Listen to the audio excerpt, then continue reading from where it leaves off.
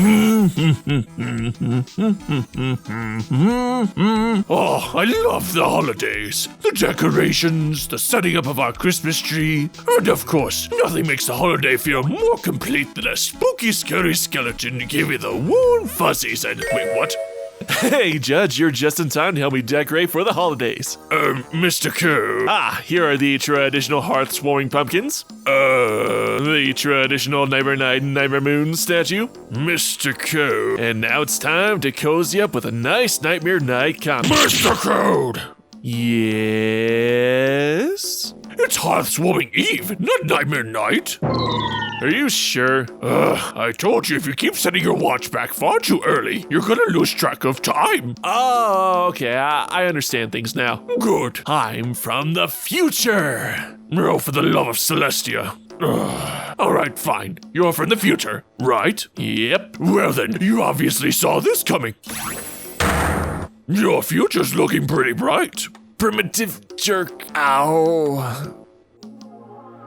Today, we'll be checking out issue number 71 of the main IDW series, Happy Haunts, a Nightmare Night tale that is also the comic debut of the Young Six. It's a Nightmare Night first for most of the students, and they get to experience it in full by visiting a haunted house at the Castle of Two Sisters, being prompted by Twilight. I think I'll go over the artwork for this issue first because it is absolutely dripping with atmosphere. Andy Price is our artist for this comic, and you can tell he had a blast drawing all the weird and creepy decorations all around Ponyville and drawing our favorite characters in such unique costumes. With so many pop culture references to horror or Halloween movies, it would take all day to list them all. As far as the Young Six goes, Sandbar's vampire, Ocellus is that clown from SpongeBob, and Silver is Closet Vomit. There. Sure glad I don't look stupid in this.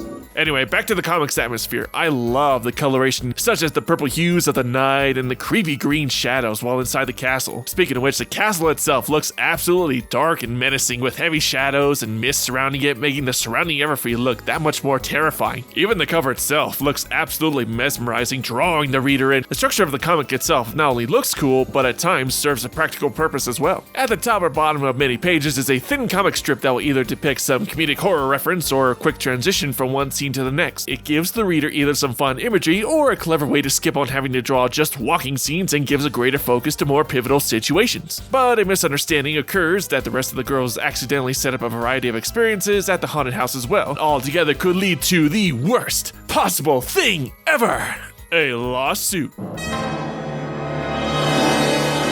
And meanwhile, we get a bunch of entertaining scenes of the students exploring the castle with scary puppets popping out to scare them. What makes the comedy so well in this slice of life is how seriously it's kind of taken. They're all legit scared at one point or another by the traps, but because they're revealed to be fake props makes the situation funny. Though there are some legit creepy moments, like when the main six's worst fears are realized and everything they individually set up leads to a fire starting and spreading fast with all the decorations burning. There's even a few badass moments as well, like Smolder leaping through the fire, exemplified by the heavy use of shadows, or Ocellus going absolutely savage on a prop mock-up of Chrysalis. But it's Yona who takes a stand at the situation, and thus we lead to our moral of the story: facing fears. While not as compelling as the students' experiences in what lies beneath, everyone experiences fears at some point in their life, and it could be long-standing or even spontaneous, like with the threat of burning to death here. Even if we are scared, we still must act to the best of our abilities to overcome it. And I like how the Young Six eventually recover enough to devise a plan of attack, each using their strengths to put out the fire, clear a path, and escape. And so the comic ends with the students safe, having an unusual but fun Nightmare Night, and Twilight receiving a lawsuit for endangering the lives of teenagers. But seriously though, overall this was a fun read. If you love Halloween or are a fan of horror, you're going to love this comic. The dark, dramatic lighting, the decorations, the costumes, all packed into a nice little adventure starring the Student Six with a good relatable moral as well. Well, that's it for today, guys. Until next time, MC!